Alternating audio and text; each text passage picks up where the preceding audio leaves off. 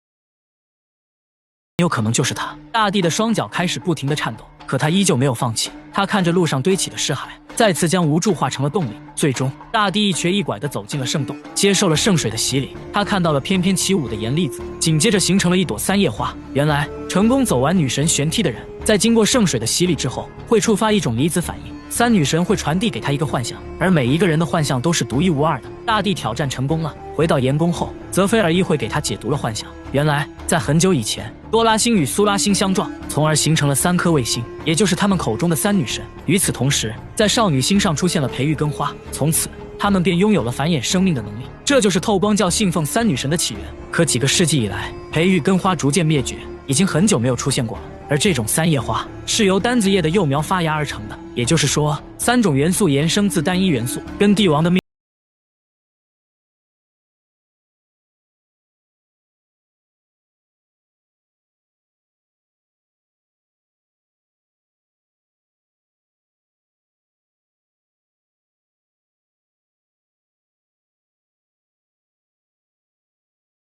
忘感谢哈利玛，因为有了他的鼓励，自己才有机会踏上了朝拜之路，从而赢得了所有人的尊重。最后，丹莫尔找到了哈利玛，两人做了最后的告别。而哈利玛未能成为教宗，也即将回到自己的星球。可丹莫尔对这个结果并不满意，只是他没有选择的权利罢了。丹莫尔的过去也逐渐浮出了水面。原来，在1万多年前，丹莫尔也曾行走过女神玄梯，他也曾看到了女神的幻想，这也是他作为最后一个生化人辅佐帝王1万多年的原因。而哈利玛也猜到了丹莫尔来此的目的，因为帝王不可能让他活着离开这个星球。这也是丹莫尔跟他说出实话的原因。在他抚摸丹莫尔的时候，毒素就已经通过肌肤渗透到了他的身体，他将会不痛不痒地离开这个世界。这也可以让别人以为哈利玛是自然死去的。帝王的少女星之旅圆满结束，晚餐过后，他将跃迁回到川陀。可就在这时，丹莫尔突然对帝王提出了质疑。在刚来少女星的时候，他的梳妆台上有一朵封存的培育根花，这是他在1万年前带回来的。也就是那天，帝王刚好看到了那朵花，可帝王却矢口否认，说只是丹莫尔想多了。可实际上，丹莫尔的猜测是对的，大帝根本没有看见所谓的幻想，这一切都只是帝王下的一盘棋而已。高，实在是高，就这么把3万亿人给忽悠了。在鹤立肯星的岩蟹圈中，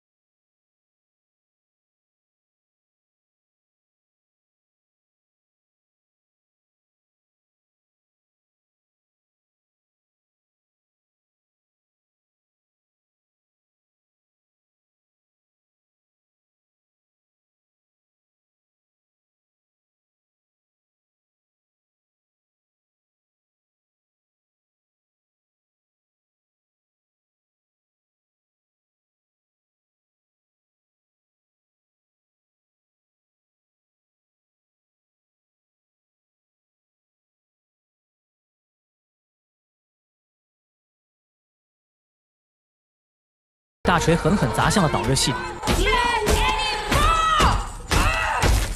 再这样下去，还没等他们抵达鹤立肯星，盖尔就会被活活烤死。眼下谢顿只剩下2个选择，要么放盖尔走，要么看着盖尔被活活烤死。在这种情况下，谢顿没有了选择的余地，他只能放盖尔走。Bye, Harry. Goodbye, Gale. 盖尔再次躺进了来时的逃生舱，而乌鸦号飞船也在岩蟹圈中烟消云散。盖尔选择了最终抵达的目的地，是他的老家辛纳克斯，而航行时间需要138个帝国标准年。盖尔又踏上了一场漫长且孤独的旅程，这是一场1万米高空的跳跃，他们必须躲避一切障碍物，如果不小心被撞击，将会万劫不复。在基地战役过后，安星人带着赛弗和雨果，驾驶着货运飞船来到了安泽星带，这里一片死寂，毫无生命的迹象。曾经这里也是炙手可热的矿区，如今却只剩下那些锈迹斑斑的设备。没有了帝国的技术支持，这一带的矿机便不再运转。也正是从那时候起，雨果就开始了太空司机的生涯。可卷发姐却恶语相向，说他抛弃了自己的同胞。雨果却说，少了他一个抢夺资源的人。安星人来这里的目的不是为了资源，而是为了消失700年之久的无敌战舰。这艘无敌战舰是托雷安大帝的舰队中最顶尖的一艘战舰，它代表着一个时代最强大的武器载体。它从不在一个地方出现2次，但整个银河系都流传着关于它的传说，而安星人却在这里找到了它。这时，将军警告卷发姐，无敌战舰拥有跃迁技术，而帝国将跃迁技术视作国家机密，他们宁可摧毁整个边缘星域，也不会让你占领无敌战舰。科学家还嘲讽道，无敌战舰不会为安星人打开气闸。可卷发姐也不傻，他一把划破了将军的手掌。原来，帝国的纳米机器人技术是为了加快愈合过程和身份识别而设计的，能够进入任何帝国飞船。这也是他带上将军的原因。除此之外，想要登上无敌战舰那是相当的危险，因为无敌战舰的防御系统仍在运行。安心人此前为了接近他，还损失了2艘战舰。随后，众人穿上了太空服，准备登上无敌战舰。这时，赛弗偷偷询问雨果，在这一带是否还有运行的通讯系统。雨果说机会不大，但也并非毫无机会。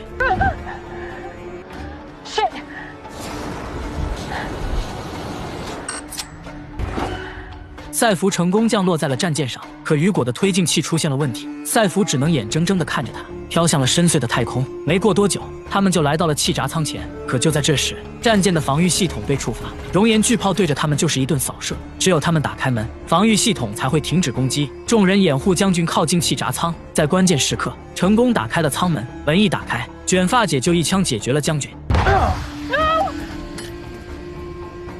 进入船舱内部后，一具具干枯的尸体映入眼帘，船舱内的空气被冻住了，看起来应该是被冻死的。就在这时，卷发姐要求靠住赛弗，因为这里也就剩他一个人有战斗力。他们找到了控制板，重新打开了环境系统，空气和重力都恢复了正常。可这时，一位科学家却发现了异常，船舱内的灯一直以18秒的间隔在闪烁，可刚刚却缩短至了16秒，这很有可能是下一次跃迁的倒计时。这时，卷发姐说出了一个秘密：2周前无敌战舰刚好跃迁至这里，原来无敌战舰还在自行运转，随机设置跃迁间隔的时间。要想控制这艘战舰，唯一的办法便是在下一次跃迁之前登上它，而下一次会跃迁至哪里，无人知晓。这也正是无敌战舰被称为幽灵船的原因。而这艘战舰消失的原因，肯定是跃迁到了超出通讯范围的外太空，又或者是已经离开了银河系。经过计算得出，距离下一次跃迁只剩4个小时。如果在4个小时内，他们不能完全掌控飞船，就有可能死无葬身之地。可一旦成功，无敌战舰便会跃迁至川陀，这让赛弗不知所措。随后，赛弗试图策反科学家，跟他一起反击。当他们准备进入控制室时，赛弗发现了异常，及时拉住了科学家，要不他就直接撞死在了能量屏障上。作为一名守卫者，对此他非常熟悉，而他也是唯一能够消除屏障的人。他要求卷发姐给他打开了手铐，可他却不知道赛弗的心里打着小算盘。他重新设置了系统的信息，成功消除了屏障。就在这时，赛弗和所有科学家一起试图造反，可结果却是损失了几名专家。卷发姐想要结果赛弗，可手下却阻止了他，因为他们需要赛弗来帮他们化解危机。只要他们成功控制战舰，重新设置导航，他们将会直接跃迁至川陀，让川陀也遭受和他们星球一样的灾难。To bring the Empire to its knees. 36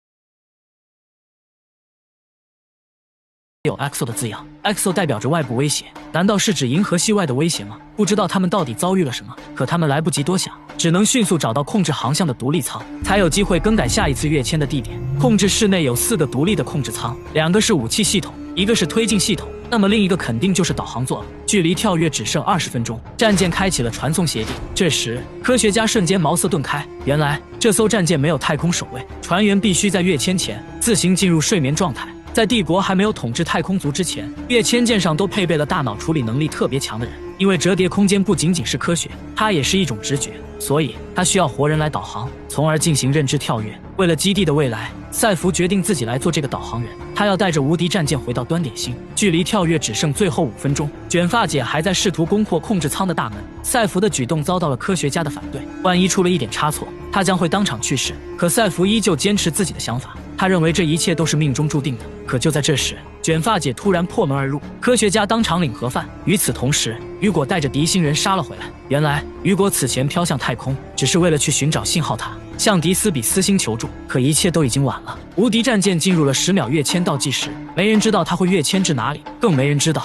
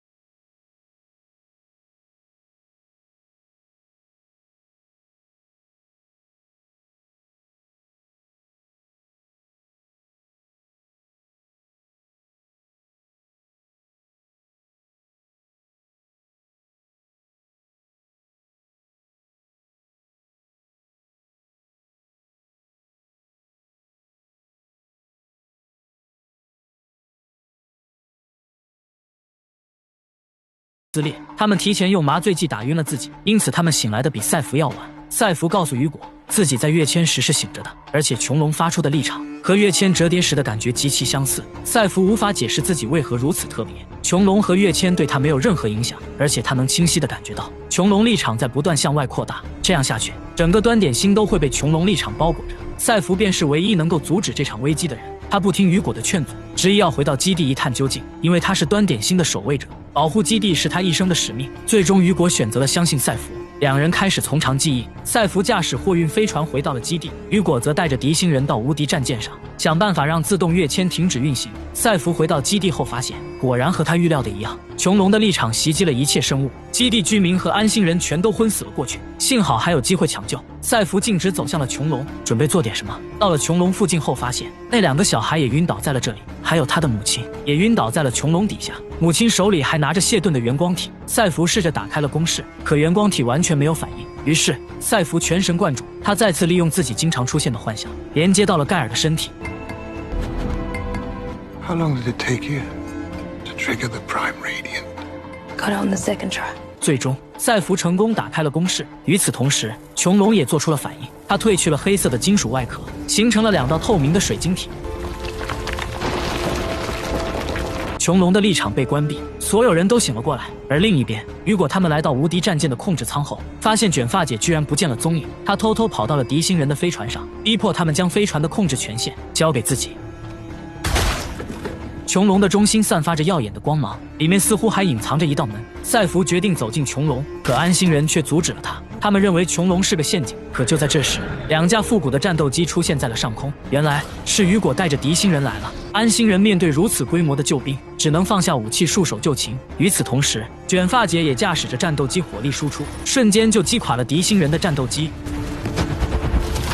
风水轮流转，这回轮到敌星人放下武器了。赛弗试图劝他不要冲动，他们可以团结3方的力量来修复战舰，这样他们就可以共享无敌战舰。但卷发姐可不想听他啰嗦。可没想到的是，卷发姐的副手居然背叛了他，因为没人想看到战争的爆发。与此同时，穹隆发出了一束光芒，卷发姐立即控制飞船，向穹隆发起了猛烈的攻击。关键时刻，赛弗捡起地上的弓箭，一把射穿了卷发姐的脖子。卷发姐终于结束了她悲惨的一生。与此同时，从穹隆里缓缓走出来一个人影。从那矫健的步姿来看，这应该是谢顿没错。准确的来说，应该是谢顿的意识体。Well, this is encouraging. Anacreons, Thespians, and Termini. Seeing you all gathered here gives me hope. We might actually pull this off. 疤痕区的裂痕是由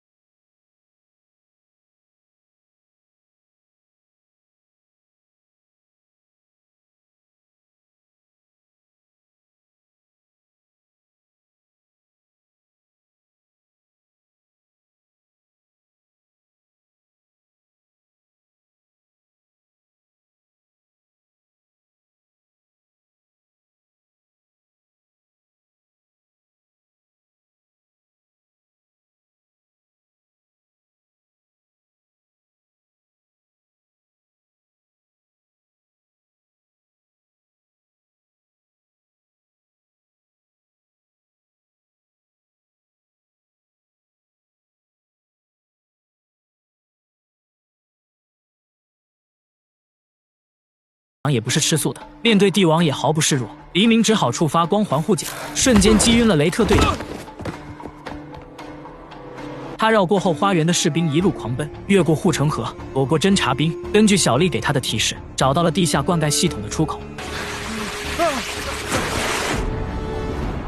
潜过冰冷的下水道，黎明终于来到了疤痕区。这里看起来更像是难民营，很难想象银河帝国的首都星球居然还有这样的地方。为了隐藏自己的身份，黎明取下了帝王手镯，换取了一件暖和的大衣，随后搭乘电梯来到了小丽所在的地下33层。这里充满了别样的生活气息，熙熙攘攘的街道，随处可见的小吃，还有打闹嬉戏的小孩，这是帝王从未体验过的生活。这里的一切都让他感到好奇。随后，黎明找到了小丽的住处，可小丽却表现出了惊讶的表情，因为他们约好第2天再见面的。可黎明已经没时间等了。小丽的房间整洁干净，灯光冷暖交替，可黎明还是掩饰不住内心的担忧。小丽细心安慰道，并让他先去洗个澡。这时，黎明想到了应该给自己取个新的名字，可当他回到客厅后，小丽却举枪攻击了他。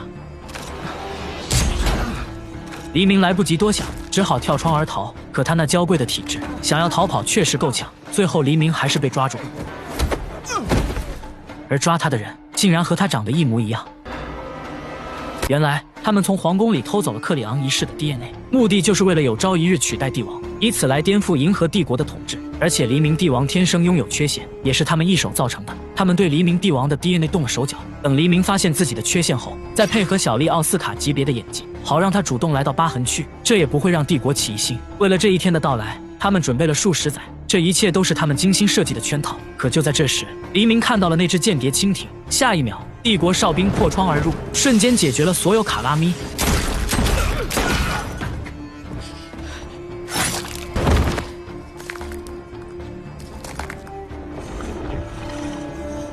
原来黄昏早就发现了这一切，他故意放走黎明，便是为了将他们一网打尽。小丽因为演技超群而被逮捕。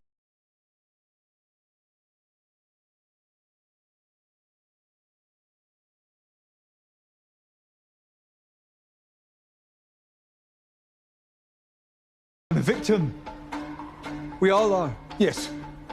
And that makes you the embodiment of our vulnerability. By what logic would we want to look on your face ever again?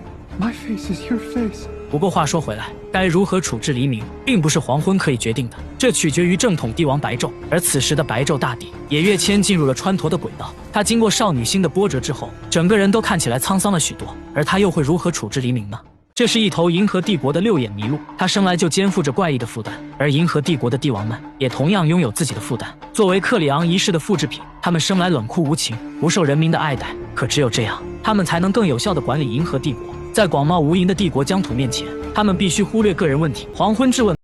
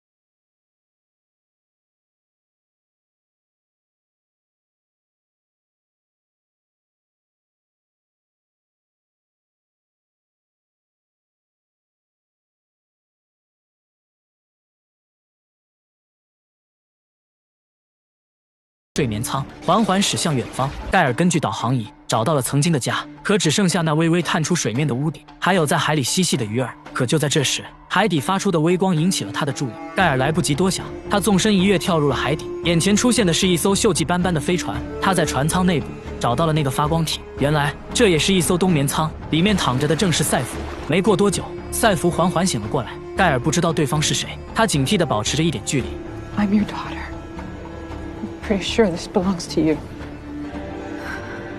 Sometimes you leap, and sometimes someone catches you.